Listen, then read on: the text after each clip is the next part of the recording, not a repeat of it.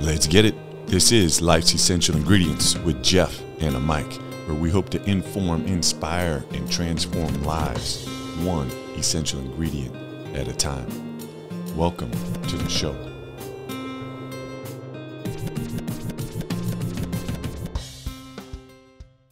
Listeners, here we go again, and it is not Jeff and a Mike today. My Pasho, I think, played a little bit of cards last night and stayed up a little bit too late, and we're recording this on Pacific time at 7 in the morning. Our guest is coming from the East Coast, and so we're just excited for another episode and want to thank all the listeners for tuning in.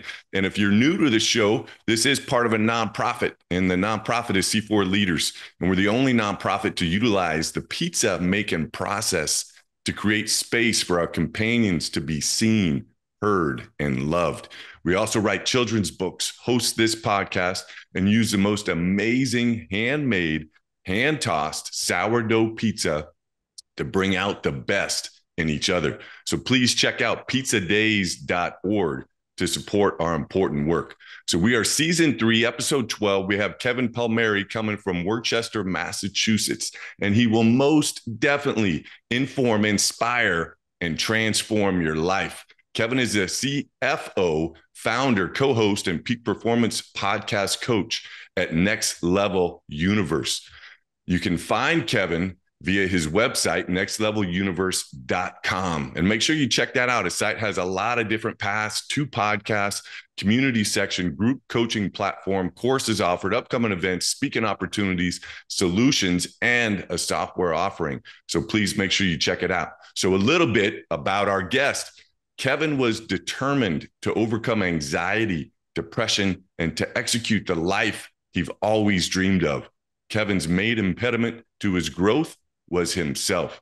Kevin researched different methodologies and decided to go all in on holistic self-improvement. He focused on learning what he didn't know and letting go of ingredients that no longer served him. When he did that, his life slowly began to shift. Kevin kept reading, learning, stretching, and challenging himself to develop the best version of his current self. Years later, and thousands upon thousands of hours of dedicated and focused work, Kevin is the host of Next Level University podcast that impacts hundreds of thousands of people in countries all over the world. Kevin has grown the podcast into a 6-figure business, has recorded well over 1,250 episodes.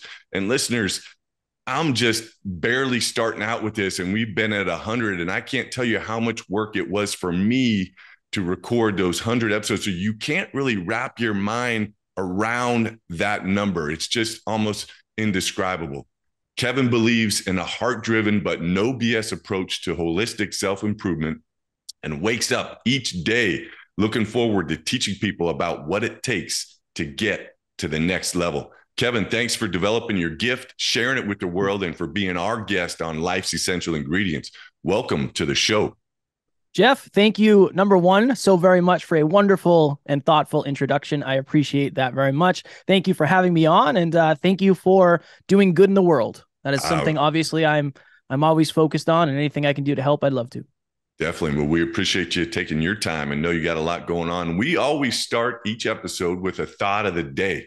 And there's a little bit of pressure on me because we're new to this, but we're over 100 episodes and we are 100% with the thought of the day resonating with the guest. And usually we'll come back up somehow in the episode as we move on. But here it is. And it's from Mahatma Gandhi.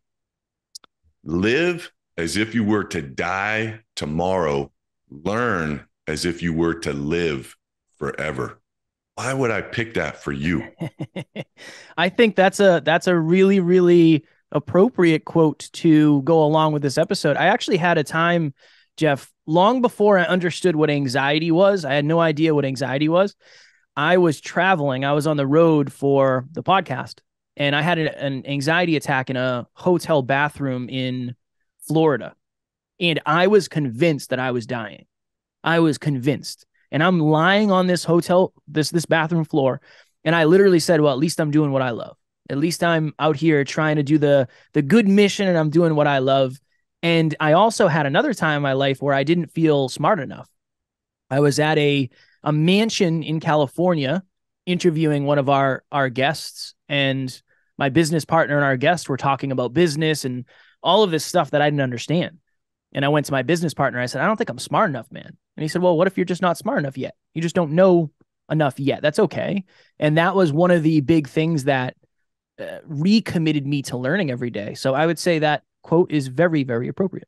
And I love it. I love it. And I love how, and you're talking about your partner, Alan, correct? Yes. Yeah. So I love how Alan said, yet. Mm. And just that one word is just enough to give you, hey, I can do this, and him just sharing that with you. Yeah, that's powerful and giving me goosebumps, man. And I appreciate you just being real and talking about anxiety. And I think I told you a little bit before we got going that I'm a nurse. And my last job actually was teaching nursing, but before that, I was on a college campus. And so helped lots of students through anxiety attacks. And most definitely, a lot of times they would think that they're having a heart attack with that severe pain, and helping them work through that was definitely a challenge. And one of the things that I enjoyed is helping people realize they can take control of the things that feel like they have no control of. And so, yeah, thanks again for sharing that. But hey, let's get into you, a broad question, but I'd love the listeners just to kind of get an idea of what was life like growing up for you. And you can take that at any point in your life, but just give the listeners an idea of what that was. Yeah, I grew up in a very small town that nobody has heard of called Uxbridge, Massachusetts. Again, if you haven't heard of it, don't worry, nobody has. I was raised by my mom and my grandmother. Didn't know my dad, didn't meet my dad until I was 27 years old. And I'm happy to go into that later if we want. But yeah, we were lower middle class, nothing crazy, like pretty normal childhood. I played sports, I played baseball, I played soccer. I used to ride my bike with my friends, like go down to the baseball field, watch the games under the lights. Nothing too crazy. The interesting thing for me, Jeff, and I don't know if I understood this until later in life, I knew at a pretty early age I didn't want to do what everybody else was doing. So one of the pivots, one of the shifts, one of the decisions I made pretty early was I'm not going to go to college. All my friends are going to go to college. The guidance counselors, they're telling me I should go to college. I don't think that's for me. So I decided that I wasn't going to do that. And in many ways, that was the best choice I ever made. I definitely questioned that several times along the path that I have chosen. But other than that, my childhood was fairly normal, quote unquote, I guess, depending on what your version of normal is. Yeah, definitely. And that's what this COVID, not to mix things up, but has just, I think, totally taken that word normal. And hopefully, eventually, I think we're still working through all that, but we're going to figure it out as a society and say, hey, what is normal and what's, back to the show, what's essential to create the normal for each person to be able to define that. And not to get too deep in your childhood, but just what you were saying, about the quote and the thought of the day, and then hearing that you didn't want to go to college early on. Do you think there was something looking back on your life now that, and this might sound a little bad, but that you just felt like you were a little less than and weren't able to, hey, I'm just going to, early on, that's not an option for me. Where do you think that stemmed from? Or did you just want to be different? Yeah, I think it stemmed from exactly what you're talking about. I never identified as I am the type of person who would go to college, right? I'm not from the type of family that goes to college. For me, it was very much an identity thing. But I think I convinced myself, not necessarily, I think it paired nicely because I wanted to play baseball for a living. I was like, I'm really good at baseball. I'm sure I could probably find a way to make it. I ended up getting drunk and slicing my hand open my senior year of high school, and that ended my baseball career, and people were very unhappy about that. But then after that, I was like, you know what? I love watching mixed martial arts. I want to fight. That's what I want to do. I want to get in the cage and I want to fight. So I started training for that. So I think, I don't know, I think I've always realized that the path of life is different for me. And then it's like, I'll go on interviews and they ask, take me through your jobs and what did you do? And it's like, well, I had a job and I quit it without having another job. And then I had another job and I quit it without having another job. And that became a theme in my life where I just kept quitting jobs that I didn't like. I don't know. I just think for me, I realize I'm not going to be happy working for somebody else doing something that isn't deeply meaningful to me.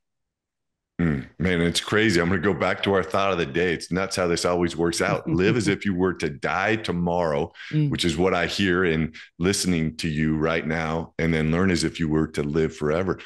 And it just sounds like, hey, you had so much self confidence. To be honest, it sounds like that you had this belief that maybe you didn't even know was there, but it's just in your DNA of, you know what, I can just figure this stuff out and I can bounce from job to job and do things different than everybody else that most people would. Hey, I need to know what I'm going to do next. Where you're like, hey, I'm going to live as if I'm going to die tomorrow and I'll figure tomorrow out tomorrow, Mm. but I'm going to get down today. Man, I love that. So let's fast forward to where you are now and how you do what you do. And again, congrats on doing so many episodes and informing and inspiring, transforming lives through what you do. But how do you do that? And specifically, what are your life's essential ingredients on the daily that puts you in a position to go out and bring your great energy, to be open, to live as if you were to die tomorrow, and to continue to learn? How do you do that? It's a great question. I try to do things in a well-rounded manner. That's the best answer I can give. I don't really believe in balance. I don't know that there is balance. I consider it a juggling act, is kind of how I'm thinking of it. So I'm always thinking to myself, which ball is dropping the fastest? So if we break life into health, wealth, and love, right? For a while, I was crushing it at the gym, but business wasn't great. So my health was high, but the wealth ball was falling. Then I went all in on that. And the wealth ball is high. And then the relationship love ball was falling. So I had to go back on that.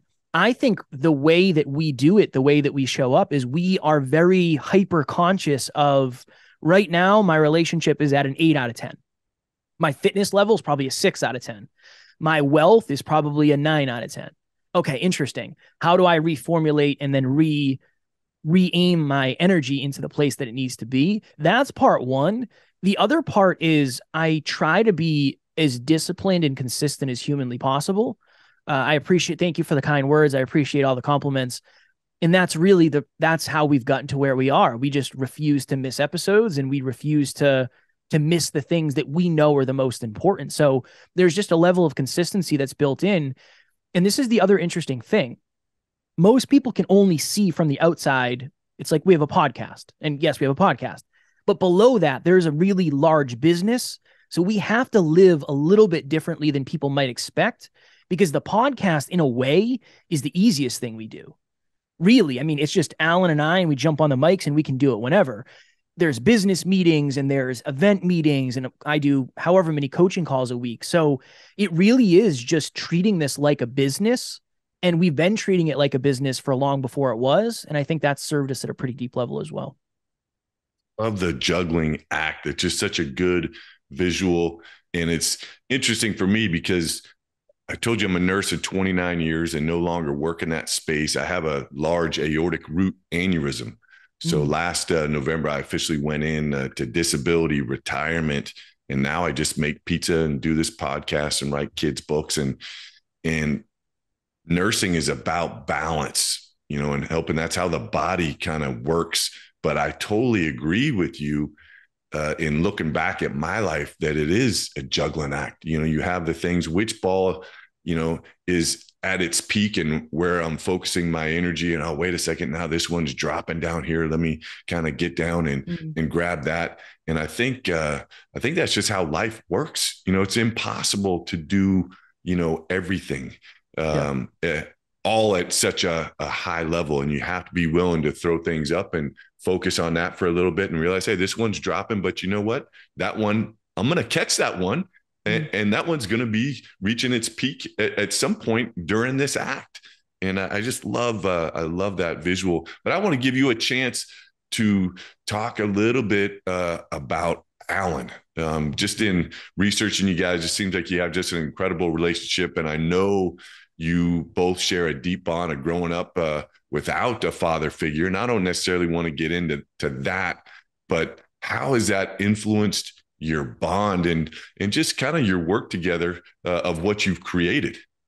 Yeah, I achieved success in my mid-20s and I ended up sitting on the edge of a bed contemplating suicide. And Alan was the one I texted. At that point, we weren't business partners. We were really good friends, but I had no idea any of this was going to happen. So we went to elementary school. We went to school together from the time we were kids until the end of high school. And we had a falling out in high school. So I went from playing spin the bottle with Alan and the popular girls in middle school at his house to having a falling out with him in high school because I was a jock and insecure. He was just very intelligent and he was well educated and he was that guy that was in all the honors classes. It didn't really mix. So we end up graduating. He goes away to WPI, one of the best technical schools in the world. I am pumping gas at the local gas station, cleaning hospital bathrooms, like whatever it takes to get by. We end up reconnecting after he graduated high school, college, probably a couple years after. And he had ended up leaving his job and going full time into entrepreneurship. And I remember seeing him and he was in really good shape and he had a beautiful girlfriend and he's this entrepreneur. And I was like, interesting. There's something different about him. Like something changed. Super humble, just like he's a great dude. And I befriended him and him and I started hanging out. He was the first guest on my podcast. I was the first guest on his podcast back in the day. And we started doing episodes together. And then when I left my job to go all in on this, we were like, hey, we should do this together because we both have similar core values. We believe in self-improvement. We believe in humility. We want to help people. We have similar core beliefs and we have very similar core aspirations of bringing self-improvement to the masses. So every day for the last 6 years, I would say I've talked to Alan in some way, shape, or form. And this was hard for me to admit for a while, but he's been my mentor. I mean, he's been mentoring me more than anybody else over the last 6 years, every single day. He's a great leader. He's a great friend. He's a great business partner. He's a great human. So I would not be who I am today without him. I am certain of that. And I'm very blessed to have somebody like him in my corner. The interesting thing, though, Jeff, this is interesting. He gets hated on a lot. You'd be surprised at how often he gets hate from people. And I never understood that. I'm starting to understand now that like when you see somebody that is that put together, it can be like a very hard mirror. Because I have those moments too, where it's like, dude, just shut up. Like, just let me live my life. Just shut up. But then I come back to like, he wants what's best for me, regardless of myself, regardless of himself. And that's a very rare quality to have. So it's been very interesting how I went from not really liking him because of how confident he was to now seeing other people that don't like him because of how confident and how certain in himself he is. It's kind of come full circle for me. What a great story. And thanks for sharing that. Of course. And I would put that under, because I was going to ask you this, but you just answered it. What do you most appreciate and love about Alan? So we'll say that we checked that one off. And now I want to flip it. You're Alan. And what would Alan say he most appreciates and loves about you? We talked about this last night. Probably the fact that I have put up with him for longer than most people do. I'm an emotionally driven human. He's a logically driven human. They don't mix usually. Usually one will get offended or one will get impatient and say, hey, you're not my type of person. So I think that I've helped him understand vulnerability. I've helped him understand emotional intelligence a lot. And he's definitely credited me in several different ways for his amazing relationship with his girlfriend, because he probably wouldn't have met her if him and I hadn't had some of the challenging conversations we had about our characters and being good character driven men in the past. So yeah, I would say that. I love it. And not to keep bringing this up, but I'm listening to you. And it does seem like if we were to take our thought of the day, that your emotion and spontaneity perhaps is to live as if you were to die tomorrow, and of you and Alan's relationship. And then Alan's part is learn as if you were to live forever. And you've kind of shared your gift of helping him be in the moment and capture time in real time. And he's, shared his gift with you of, knowledge is power. And then you guys have combined that just to create something just beautiful. And I love on your site that you guys are giving back too, and you have your Next Level Hope Foundation. Give that a quick shout out and tell people what that is. Yeah, ever since Alan and I partnered up, we've been spending every Father's Day together. We would go fishing, we'd hang out, we'd play video games because Alan's father passed away in a car accident when Alan was 2. Obviously, as I mentioned earlier, my dad was never around. I didn't know my dad. So I think the 3rd year in or the 4th year in, we had this idea where we said, you know what we're going to do? It started off with, we are going to do an event every single year on Father's Day for boys without dads. And then we were like, all right, I love the thought behind that, but I don't want to exclude anybody who doesn't have somebody in the picture. So it's going to be for children of single parents.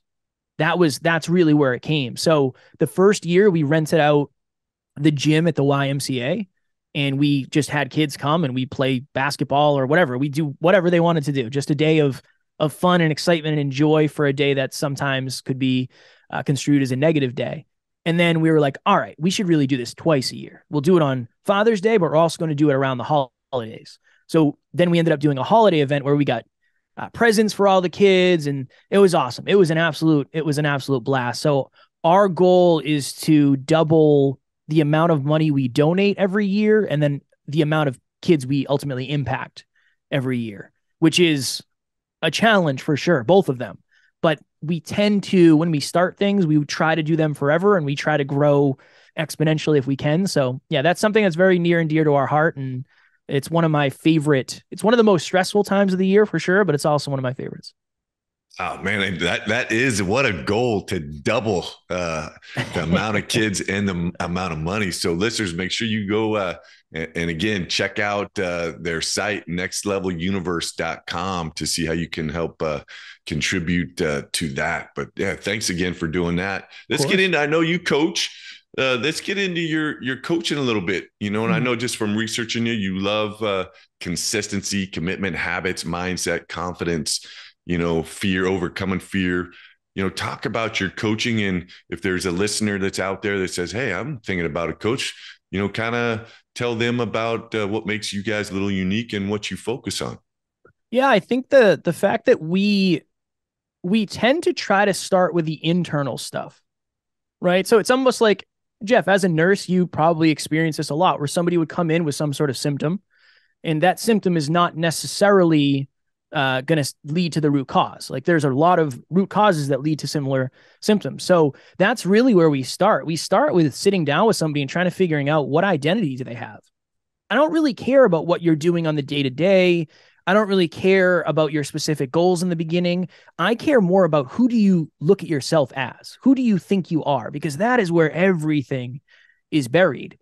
With our clients, we talk as much about the past as we do the future, because I think for most of us, there are just so many lessons, there are traumas, there are triumphs hidden in our past. And I think we've forgotten about them. And we really start to get to the point where we think the reason I'm not successful today is because of what I did yesterday. And that just isn't true.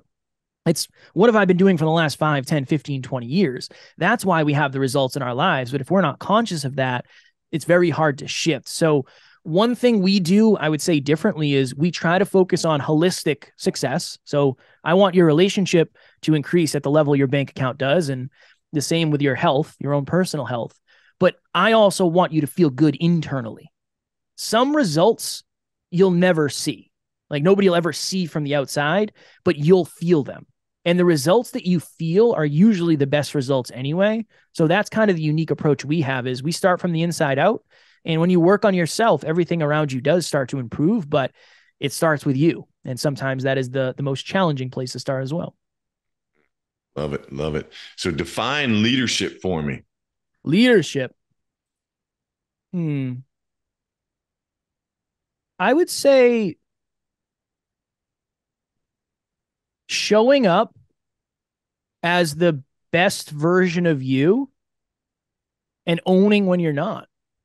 I think that's a really good frame for leadership. You're not going to be perfect every second of every day, and you're definitely not going to be perfect in front of people all the time. But what you can do is have the consistency of, hey, I understand I wasn't at my best today. I'd like to apologize for that. My goal is to get better. Any feedback you have, please send it my way. that. I think there's something about having humility with potential. I think there's something unique about that. So yeah, showing up as the best version of yourself, but admitting when you haven't, taking ownership for when you haven't. I think that's a really good measure of a definition for leadership, I would say. Love it. And I love how you use the word consistency. And that's part of, C4 leaders is based upon these 4 C's. And one of them is consistency. And we mean 2 things by it. One, BTA, to be good at anything, just like you and what you do, you got to bust that ass. You have to be willing to work hard and put in consistent work. But then on the other and the deeper level is to consistently challenge your thoughts and perspectives to the point of vulnerability. And I think when you can do that, you realize, hey, I'm not perfect. I'm going to make mistakes. And then being in that space and allowing yourself to get there with that humility is how you truly empower yourself and continue to grow, which in our case would lead to the last C, which is creativity. And that's overcoming fear to share your God-given gift with the world. And everybody has that. And it's really resonating with me, what you're sharing. And then I know you guys are big into just checking out your site, that you love to read and to learn, and you guys have a book club. So what is it, just a goofy kind of question, what is it that you love about reading and learning? So I'm going to keep it real. That's what I try to do. I try to keep it as real as I can. I don't necessarily enjoy learning that much. For me, it is something that I must do in order to accomplish the goals that I have created. So I'm not a huge fan. I guess I would put it this way. My default setting is not, hey, go learn.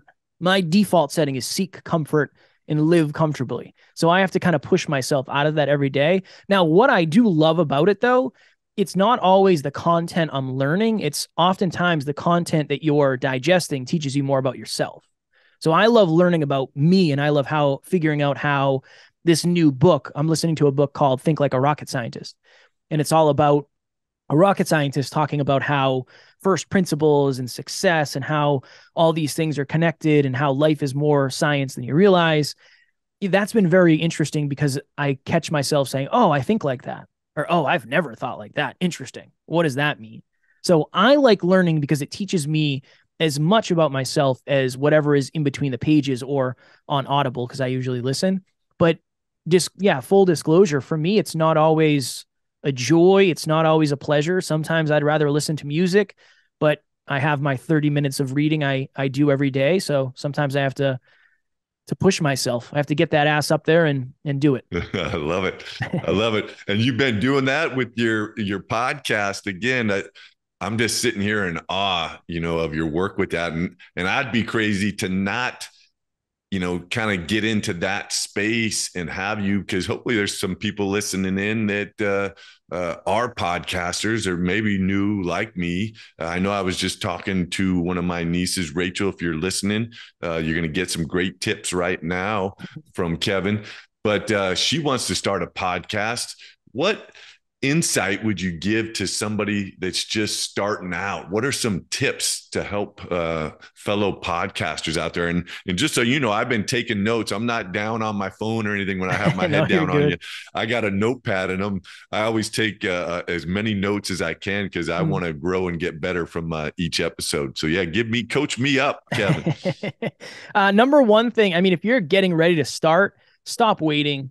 It doesn't have to be perfect. You don't need the right camera. Yes, I'd like for you to have the perfect microphone, but that doesn't exist, right? So I think a lot of us overcomplicate it. I had a client who recently, they gave me $1,000. I said, hey, I want to sign up with you. Here's $1,000. And then they ghosted me for 8 months, and they ended up coming back and we're good. It's a great human being, but they over perfected it in their mind. They perfected it to the place where they could never get it to. So then they decided, oh, this isn't doable. So number one, focus on sustainability more than anything. Where can we sustainably start? That's the first thing. I would say the second thing is you have to treat your podcast like a business. So a lot of people will come to me and say, well, I don't want to pay $15 a month for this service. I don't want to pay $80 for a microphone. Again, you don't have to do it in the beginning, but what you need to understand is If you open a frozen yogurt shop, you got to pay the lease, you got to buy the equipment, you got to turn the lights on, you need Wi-Fi, you need materials. Oftentimes it's going to cost you something before you get started. So treat your podcast like a business if you want it to be around for the long run. And then I would say the third and most important thing, and this goes forever, you have to figure out who your listeners are as soon as possible, because everything is going to change when you figure out who your listeners are. You're going to name your episodes differently. You're going to have different guests on. You're going to talk about different things. You're going to ask different questions. You're going to post different content on social media. One of the biggest things I have seen with people, and I've worked with hundreds of podcasters at this point, they don't know who their audience is. And if you don't know who your audience is, it's very, very, very hard to succeed. If you think of a company like Disney, when Disney makes movies, they know who their audience is, right? That's why they do so well.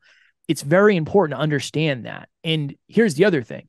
If you don't understand your audience, everything shifts because your social media content doesn't land. What you talk about on the podcast doesn't land. You'll probably never really get to the part where you can actually monetize. So that's another one. And then I would say, just as a kind of a bonus, and this is potentially contrary to popular belief, try to make money as quickly as you can. If you're somebody who on your podcast, you solve problems for people, right? So let's just say for us, we're a self-improvement company. We talk about how to get better. Just as an example, we might have like 5 reasons your relationship is struggling right now. All right, cool. At the bottom of our business, we have relationship coaching, right? That's something you can pay Alan for. Alan and his wonderful girlfriend do relationship coaching. So we have it built in where if you want more value than you're getting, there is another place for you to go. And then eventually it crosses a place where you can pay us for more value. So don't be afraid to offer coaching. Don't be afraid to offer things that cost money as long as they're valuable. I think some people wait way too long and they say, I need a certain amount of listens before I can make money. You don't. If you're a coach, you need 1 listener to make money. You just have to get that listener to realize that they want to work with you. And, I know that's a challenge for a lot of people, but just reframing that for people. A lot of times I'll say you can make money with your podcast, and that unlocks people because they didn't believe it was possible. So I'd throw that in there too. I love it. And it's a good spot. I think I have a bunch more stuff, but I think this is a good spot to end the show and to be respectful of your time. And so we always end the same way. And it's a quote from John Austin that says, the only thing you take with you when you're gone is what you leave behind. Mm. And you're a young man and got another 60 years to you. And I want you to visualize, you're on your deathbed, you're surrounded by everybody that loves you. You have millions of listeners and people that you've touched their life in the best possible way, and you're getting ready to take your last breath. What is it you want people to have felt and to leave behind with as you get ready to go home, so to say? I want them to feel like when they were around me, they're all that mattered. That is what we are playing for. And that's one of the things I try to accomplish every day. I just want people to feel cared for. We're in a very busy world. We're in a very fast world. There's not a lot of attention given to things for a long period of time. When you're around me, my goal is to make you feel like you're the only thing, because in reality you are. There's nothing else in that moment. So if I could have people say that would be really, truly meaningful to me. And if I could have the people around me say, that was one of the best men I've ever met, I will have accomplished what I'm here for, I believe. I love it. And we can't thank you enough for being our guest. And it's been, we've been on season 3, episode 12, Kevin Palmieri, coming from Worcester, Massachusetts. Again, make sure you can check out his site, Next Level Universe. There's so much good information. And we can't thank you for being our guest. Any closing comments that you want to share with the listeners? Yeah, the biggest difference between who you are and who you want to be are the things that you do daily. So 5, 10, 15, 20 years from today, you're going to end up somewhere. Your life is going to look most likely drastically different.